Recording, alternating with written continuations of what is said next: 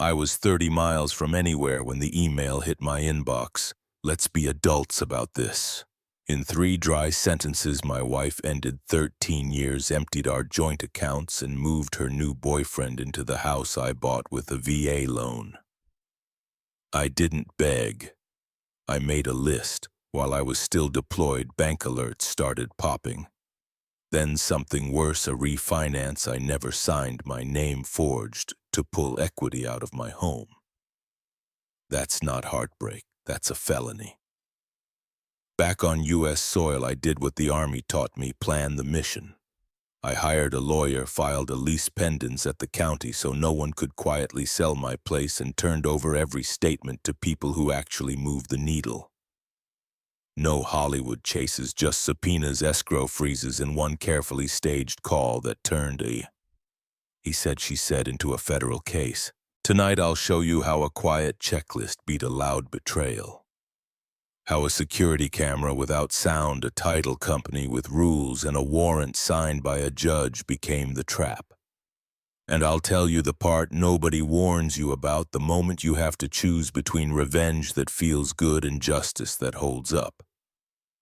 Because when the buyer shows up with cash and a realtor smiles at your stolen front door, you've got one shot to shut it all down. Would you take it? I'm Evan Briggs, 42, former staff sergeant out of the 82nd Airborne. A man who still lines up his boots heel to heel even when no one is watching. I own a modest 3-bedroom in Spokane built on a VA loan and weekend sweat. After the wedding, I added my wife Lauren to the deed because that's what husbands do when they believe ours will outlast weather and wars. The email arrived while I was deployed, 12 words of corporate politeness that cut like wire. Let's be adults about this. The message said the joint accounts were empty and that a man named Derek was helping around the house. I didn't throw a fit in a desert tent. I pulled a notebook and made a checklist because a list is how you breathe when the floor shifts.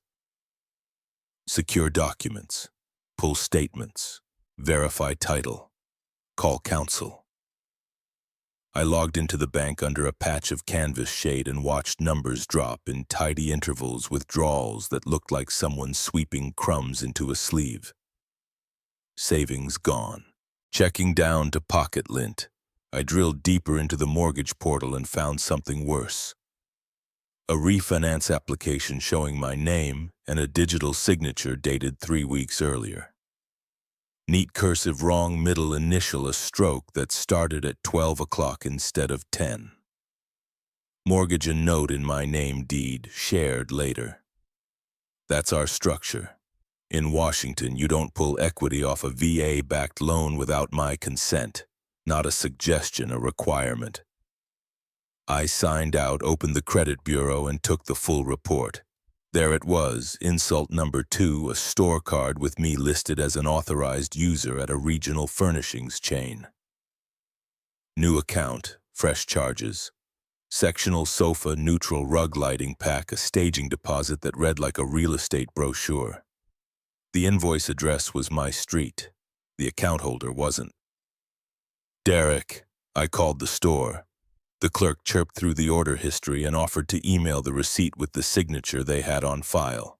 When I hung up, I wrote another line on the checklist: theft by paperwork. Army regs allow emergency leave when family assets are at risk if you can show the need. I built a packet like a field kit, screenshots of the withdrawals. The RE-fee acknowledgement with the almost Briggs, a highlighted credit report. A brief sworn statement in plain English.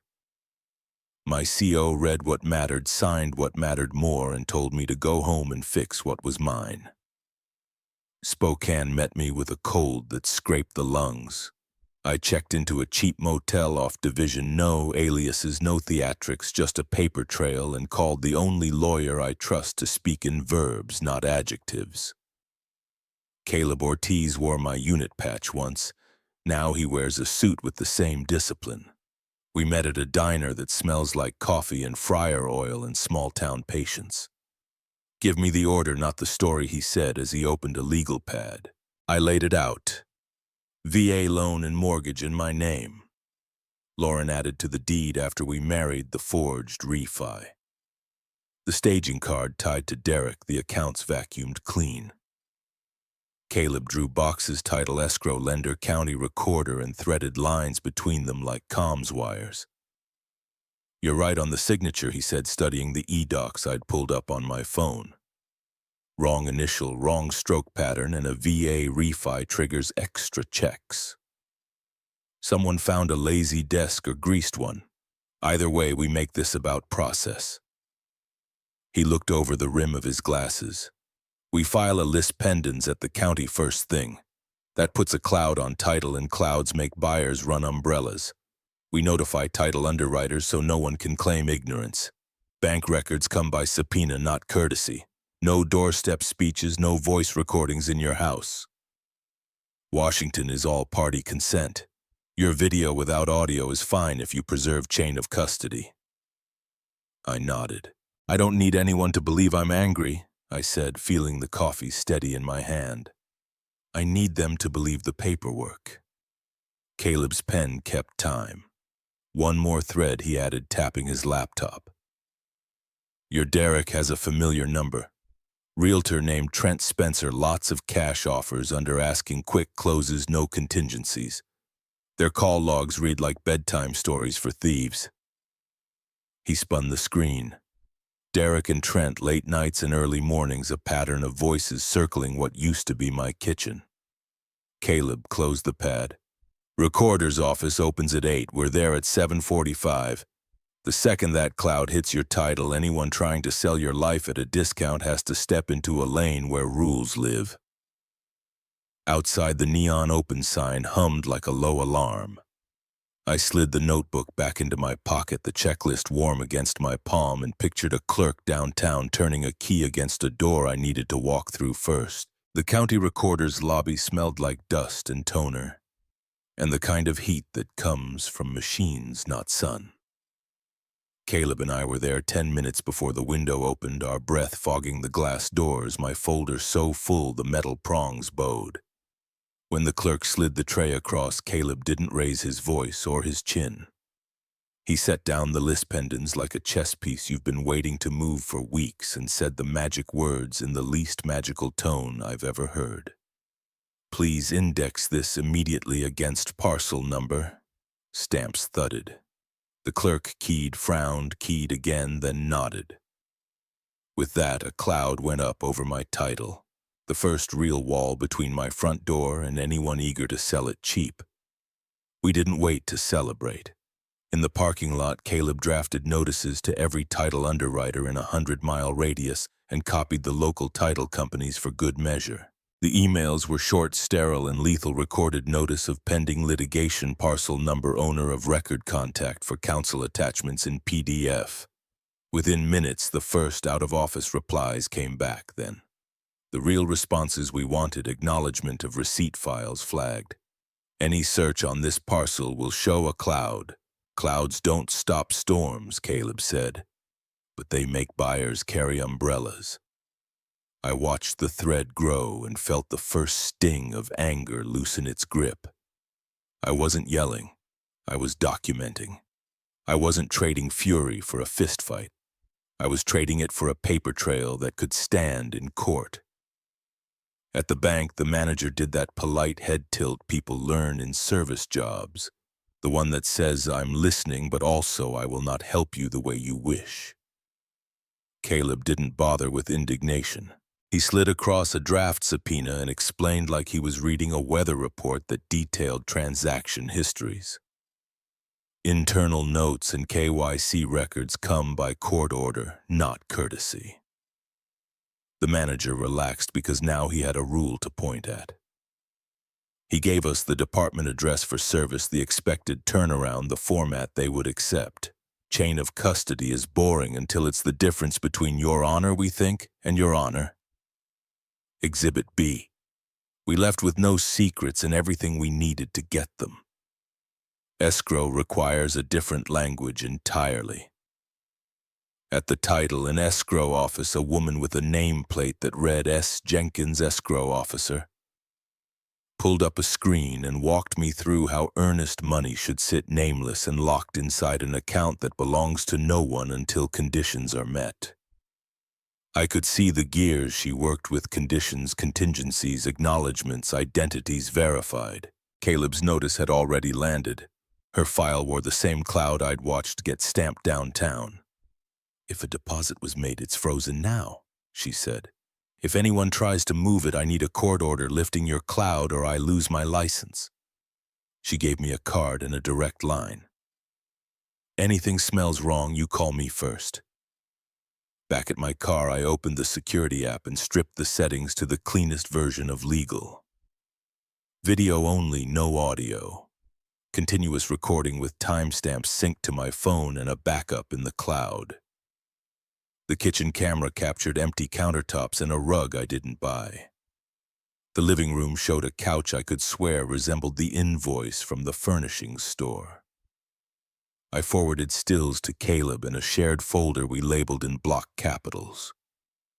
At the motel, I printed what mattered and signed what needed signatures. I also pulled every email thread and text I could recover between Lauren and me about being house poor, about surprise medical bills, and the silent bleed of interest on old credit about nights I wasn't home. They weren't excuses, they were context. Juries and judges read those too. By noon, replies stacked up from underwriters confirming the cloud. At 2, a different ding sounded. The subject line read like payday lending dressed up for church 24-hour bridge approval. Cash against equity. The sender was a hard money outfit with an address across the state line, the kind that doesn't ask why when 10% points answer better.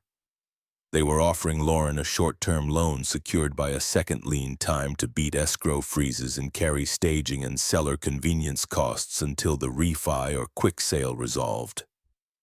Caleb read it once and didn't bother to sit down. If their lien records before any sale attempt collapses, they're inside the walls. We lose the cleanest path to shut this down. We moved again. Caleb filed an additional notice at the recorder referencing the lis pendens and potential fraudulent encumbrances, then pulled a UCC search and requested alerting on any filing under Lauren's name or my parcel. He drafted a letter to the hard money lender that had no adjectives, only facts and citations: cloud on title, pending litigation, VA-backed mortgage implications, and the liability they'd accept by recording a lien against contested property. It was the kind of letter that makes lawyers check with other lawyers before they answer. He CC'd their compliance address and the state regulator's consumer division. "They don't need to like us," he said. "They need to fear the next email." I kept working the home front. I drove past the house and parked 2 streets over, zooming my phone on the barely visible sliver of my living room window. The new couch sat at a careful angle, a neutral throw arranged like a shrug. A delivery van idled and left, leaving behind an empty cardboard sleeve that caught at the curb like a flag unwilling to rise. I didn't go closer. I kept the camera feeds live and the time codes neat. Revenge for me had never been a shout and a slammed door. It was a checklist meeting a calendar and producing a result a judge would nod at. I don't trade anger for handcuffs. I trade it for a judge's stamp. We set a countdown on Caleb's phone, 72 hours ticking down to the window the lender promised for staging funds if no one stopped them. The screen glowed an ugly red, hours and minutes sliding away like a slow leak. We divided the work into 3 columns: court papers, lender pressure, escrow, vigilance. By nightfall, the underwriters had flagged, the escrow officer was on alert, and the subpoena package was ready for a judge's pen in the morning.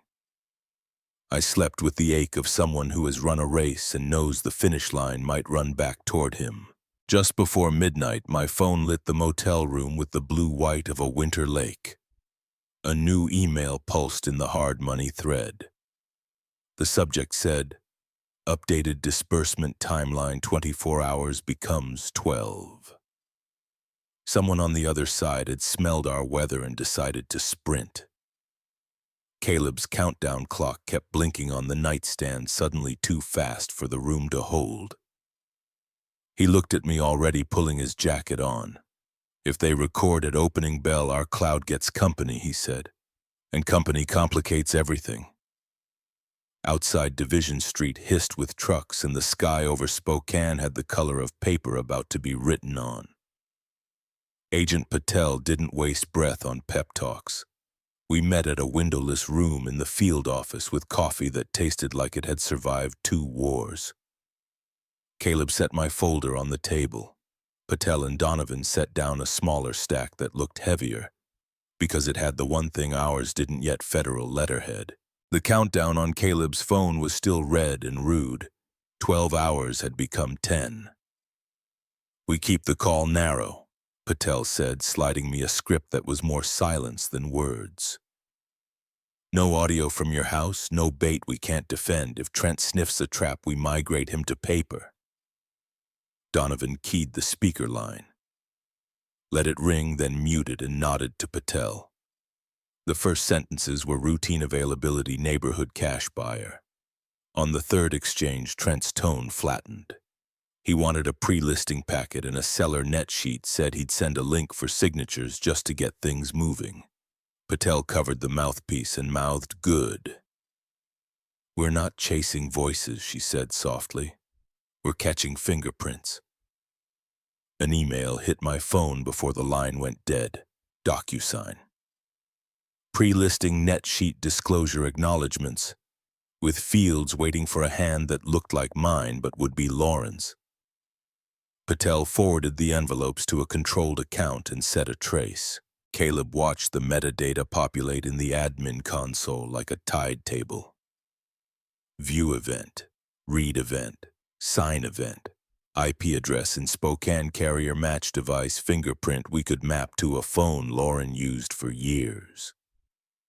The timestamp landed like a nail in a board. When the last field turned blue and then green, the room held a breath I hadn't known it was holding.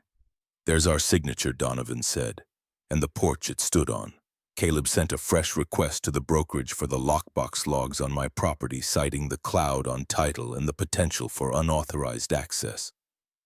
The reply came faster than courtesy would explain, a CSV file dull and damning, showing entries and exits by code and device.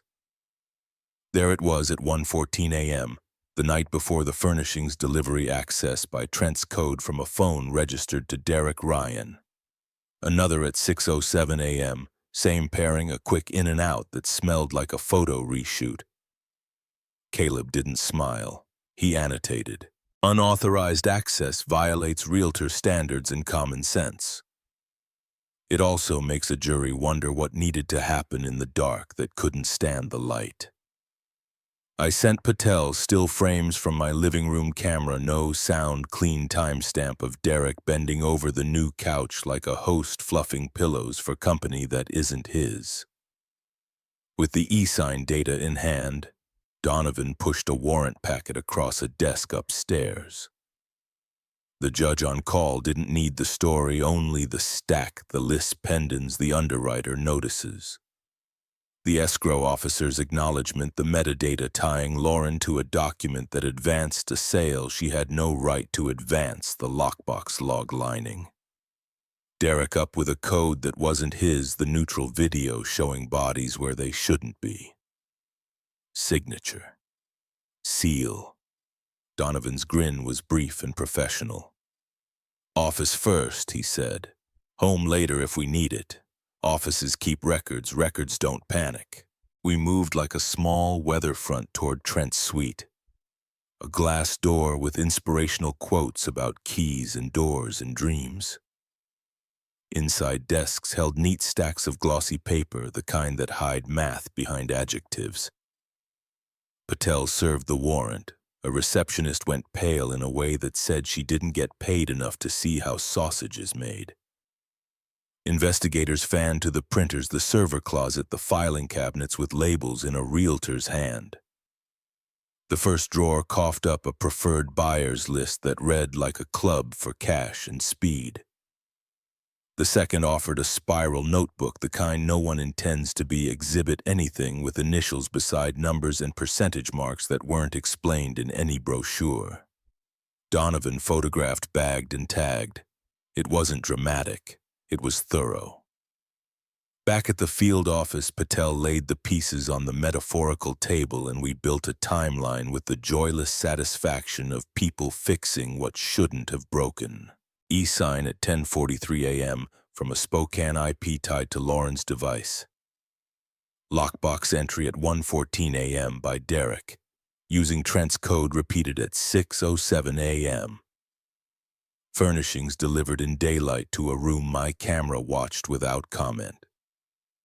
Escrow emails acknowledging the cloud on title at 8:21 and 8:37 a.m. The lender's hard money sprint at night. The story wrote itself when you let the times talk. I could feel the fury that had carried me to this table cooling into something heavier and more useful. "We're not hunting people," Patel said, tapping the line from log to still frame. "We're hunting process." "When money looks for shortcuts," I said, hearing my voice steady like I was briefing a team again, "I put a roadblock at every turn." Donovan nodded, scrolling through Trent's seized laptop where subject lines unfurled like a field of red flags, cash ready. Wave inspection close in 5. One thread in particular was a knife. It paired Trent with the same out-of-state lender that had tried to beat our cloud, discussing common friction points when a property wore a lis pendens. My kitchen had become a case study.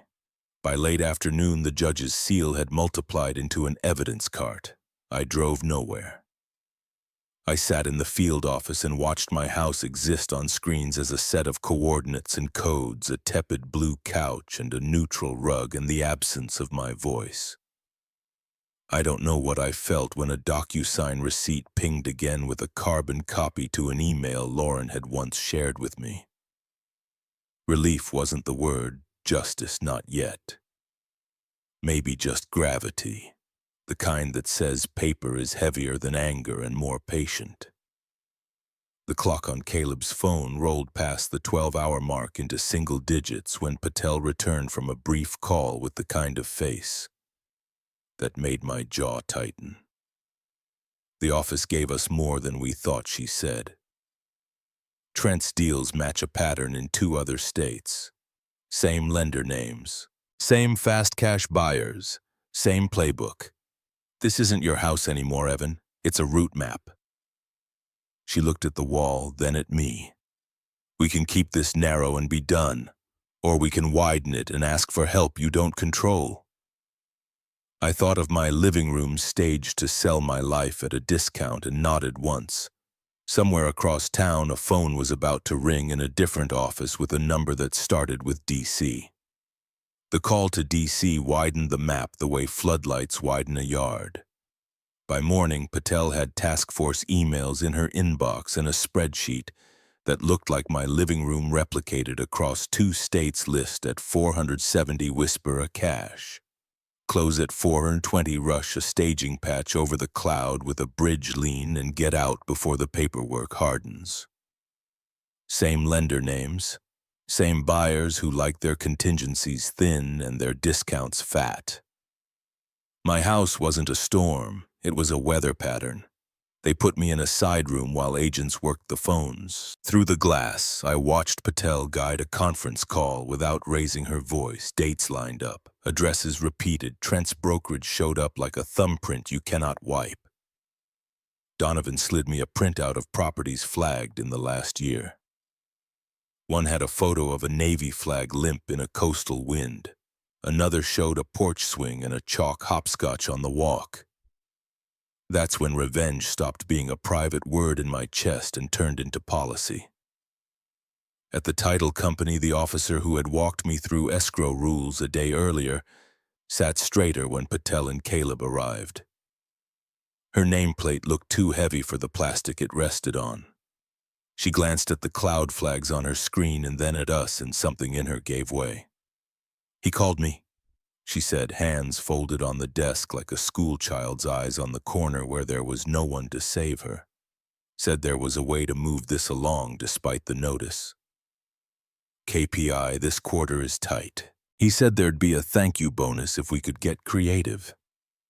She signed an affidavit that set it down in the ink of consequences she had been asked to ignore the cloud on title.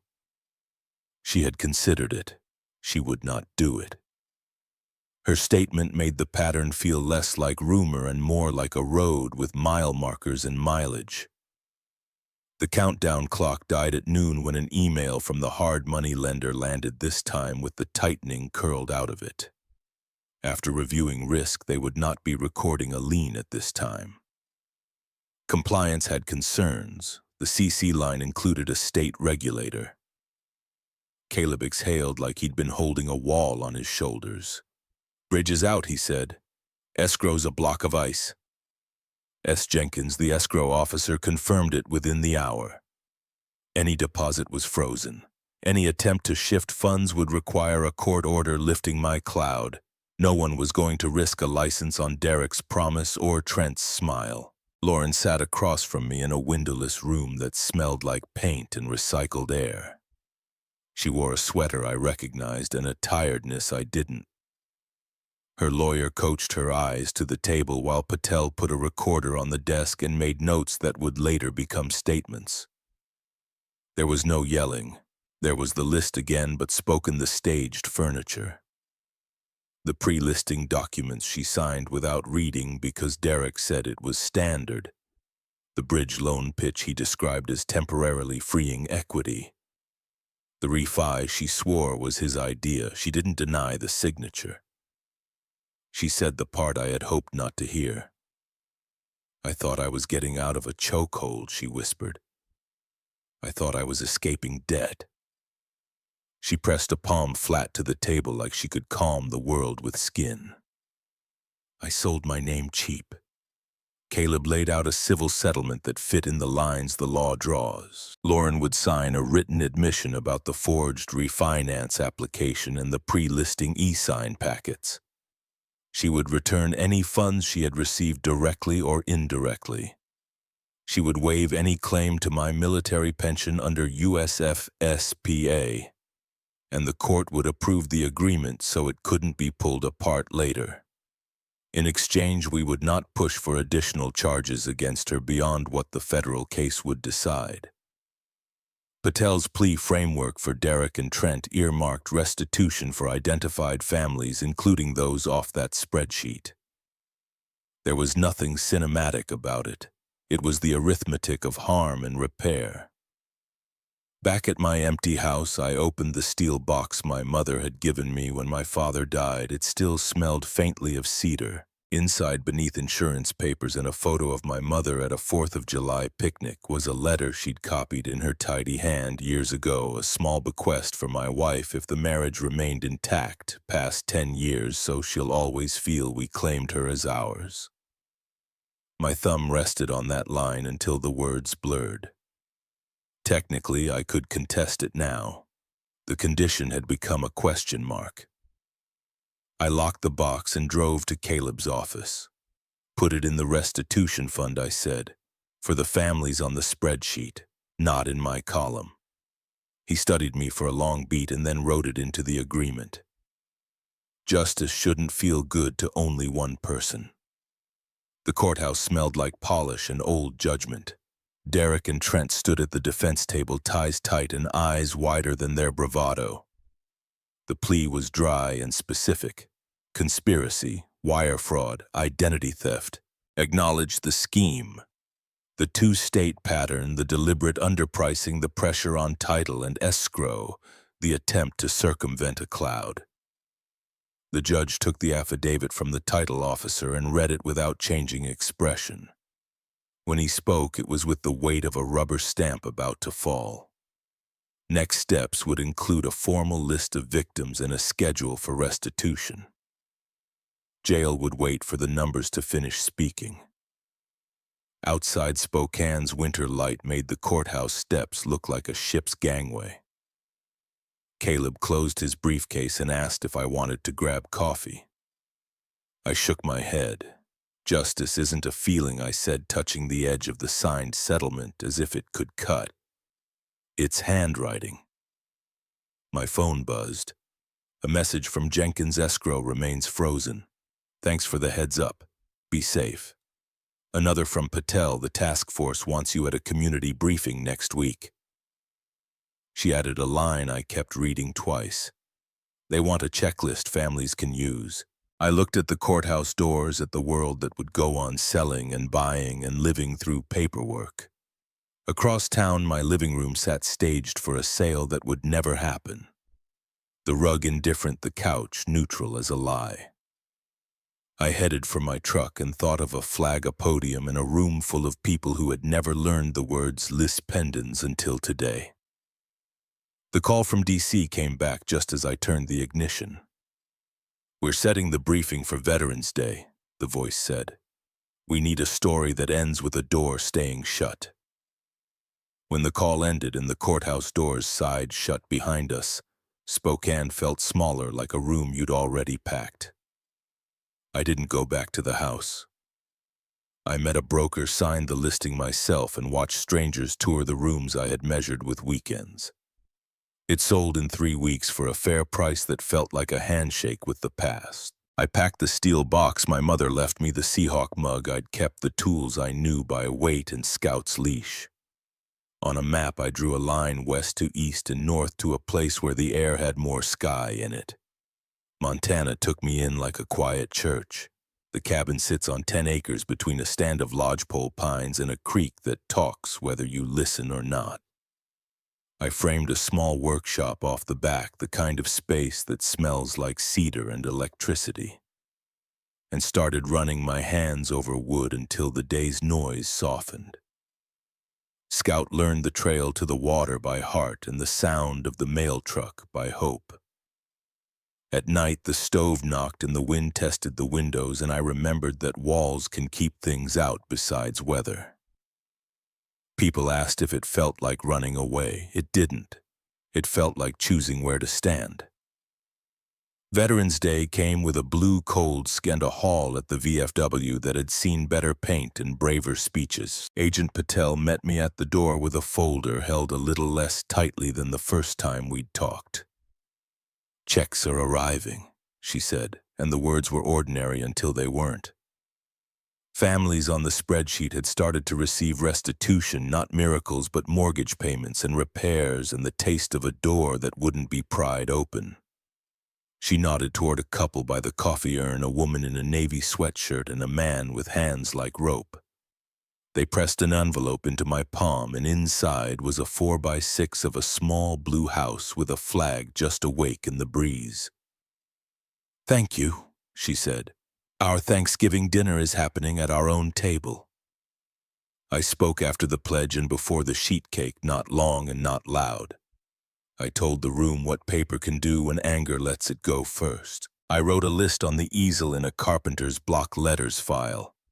A lis pendens at the county the minute a fraud touches your title. Talk to escrow like they hold your lungs. Run a title search and keep the printouts. Use subpoenas, not favors, to get bank records. Treat e-sign like loaded verify emails, devices, IPs. Demand lockbox logs if anyone you don't know is standing in your living room. People took pictures of the list with their phones. A retired sergeant asked for a copy for his daughter. Someone in the back said he'd never heard of a lis pendens until today and liked the way it felt in his mouth. I told them justice has strange vocabulary, but it speaks clearly once you learn it. On the way out, Patel stopped me by the bulletin board where paper flyers fought with pushpins. "Lauren's last payment posted this morning," she said. "Settlement complete." I didn't feel triumph. I felt an end click into place. That night, back at the cabin, I taped a letter to the refrigerator, the one a Navy spouse had sent with a picture of their saved porch swing. I put the final receipt from the settlement under the magnet shaped like Montana. The fridge looked like a cheap trophy case, and I let it. In the shop, I finished a table for a neighbor who wanted something strong enough for family arguments and Thanksgiving gravy. The grain caught the light like a map of choices I'd made on purpose. Straight lines where they could be and careful curves where they had to be. I thought about my mother's line, the one about claiming someone as ours, and decided there are better ways to keep a promise than trying to rewrite a will. I learned in the army that victory you carry alone is just weight. The better kind makes room at the table. A week later, I stood on the Legion steps with a handful of volunteers as the flag went up in the morning wind. The rope rasped, the pulley clicked, and the fabric snapped once like a door closing on a bad room. A woman from the Navy family came over and slid another envelope into my jacket. Inside was a photo of a crowded table, faces set to the business of being together. "You did that," she said. I shook my head. "Paper did," I told her. "We just taught it where to go." I heard my own voice in the chill, like a line I'd been practicing for months and finally meant. The day I closed the ledger, I opened a door, not for me, for the ones coming after. Scout tugged at the leash toward the creek path, and I let him lead. The town carried on, flags up, mail moving, doors locking with the small sound that means home. Somewhere a title officer was reading a notice twice before clicking approve. Somewhere a husband or a wife was making a list instead of a scene. The world isn't fair most days, but it does respect order. Mine now fits on a single page in thick black letters, with a space at the bottom where I sign my name. In the end, paperwork, not rage, kept a roof over the right heads. If this story gave you a plan, a little courage, or the words to ask better questions, stay with us. Subscribe so you don't miss the next checklist that might save a home. Leave a comment with the strongest lesson you'd add for families facing the same storm, and share this with someone who needs proof that quiet steps can be louder than shouting. I told my truth.